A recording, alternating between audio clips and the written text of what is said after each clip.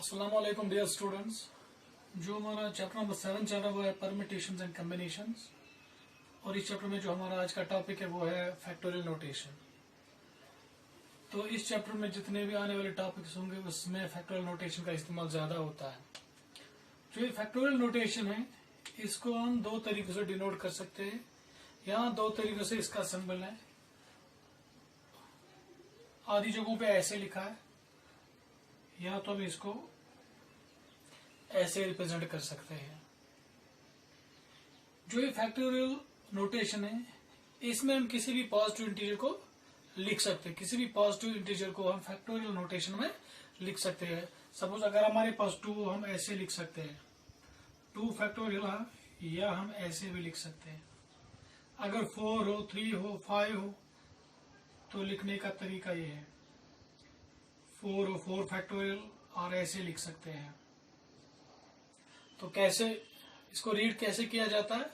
अगर ऐसे 2 इस तरह इसको हम कहते हैं 2 फैक्टोरियल, या सपोज यहाँ पे है इसको हम 3 फैक्टोरियल कह सकते हैं, और यहाँ पे है इसको हम 4 फैक्टोरियल कह सकते हैं। सपोज अगर दैट मीन्स कि अगर हमारे पास कोई भी नंबर हो, सपोज अगर n रिप्रेजेंट्स एनी नंबर, तो हम इसको कैसे लिख सकते हैं?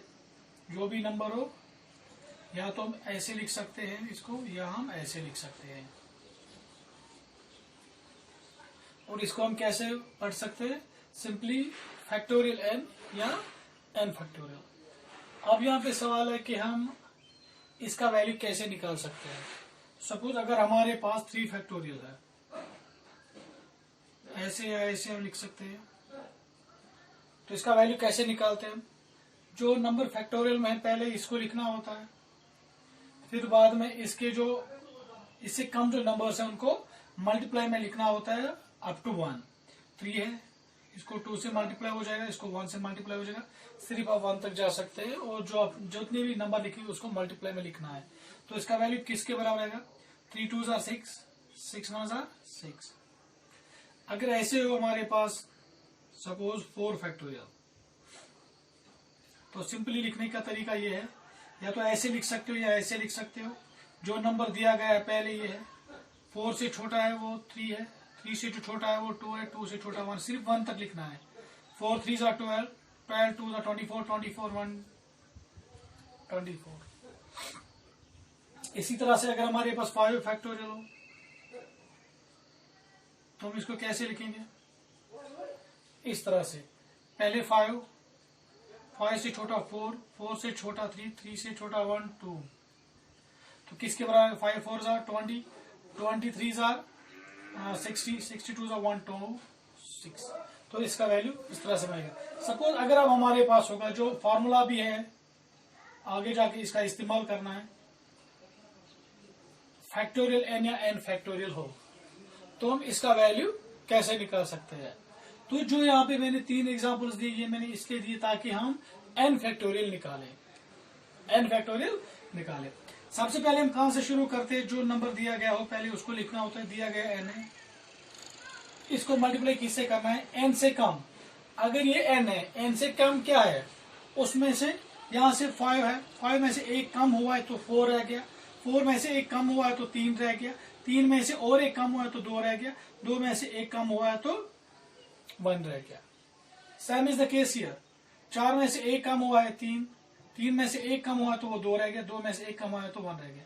दैट मीन्स अगर हमारे पास यहाँ पे n है, तो जो दूसरी टर्म है, ये पहली टर्म है, ये दूसरी है, तीसरी है, फोर्थ है, तो टर्म्स कैसे बनते हैं? एक एक कम करना होता है। अगर यहाँ पे n है तो दूसरी टर्म क्या आएगी? n से एक कम, दैट मीन्स n - 1। ठीक हो गई 2 टर्म्स, ये बन गई पहली और ये हो गई दूसरी।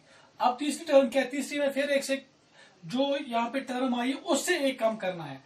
अगर यहाँ पे n - 1 आया, जो इससे कम छोटी टर्म होगी वो होगी n - 2, क्योंकि एक एक कम करना है। यहाँ पे 5 में से एक कम हुआ है 4 बन गया, 4 में से एक कम हुआ है तो 3 बन गया, 3 में से एक कम हुआ है तो 2 बन गया। यहाँ से n है, n में से एक कम करना है तो n - 1 बन गया। तो फिर एक बार से एक एक माइनस करना होता है। That is equal to n minus one that is equal to n minus two, जो यहाँ पे आ गया।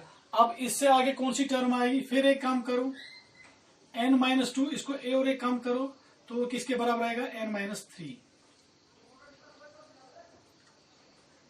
तो जब इसको आप आगे बढ़ाओगे तो ये कहां तक पहुंच जाएगा, लास्ट पे कहां आना है, 1, 1 से पहले 2, आप ऐसे भी लिख सकते हो आखिर पे 3, 2, 1, क्योंकि जितना भी आप इसको आगे आगे खींचोगे ये लास्ट पे कहां पे खत्म हो जाएगा, 1 पे खत्म हो जाएगा, क्योंकि इसको 1 तक आपको खींचना है।